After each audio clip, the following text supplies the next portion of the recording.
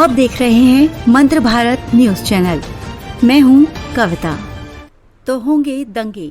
I love Mohammad को लेकर शिवसेना नेता के बयान से मचा बवाल। देश में इस समय आई लव मोहम्मद अभियान को लेकर विवाद शुरू है।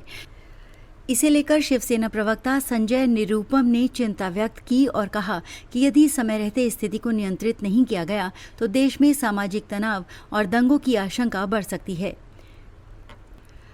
IANS से बातचीत में उन्होंने कहा कि इस अभियान के माध्यम से समाज में अव्यवस्था फैलाने की कोशिश की जा रही है, जिसे किसी भी हालत में स्वीकार नहीं किया जा सकता।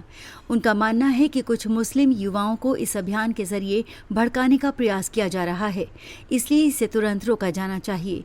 उन्होंने कहा कि इसी दृष्टि से संत समाज की ओर से आई लव महाकाल अभियान शुरू हो गया है।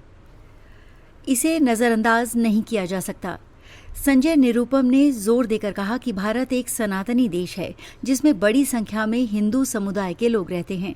ऐसे में आई लव मोहम्मद जैसे अभियान समाज में वैमनस्यता पैदा करने का काम कर सकते हैं और इसे नजरअंदाज नहीं किया जा सकता। उन्होंने चेतावनी दी कि यदि किसी भी समुदाय की ओर से हिंसा शुरू हुई तो इससे पूरे समाज की स्थिति प्रभावित हो सकती है।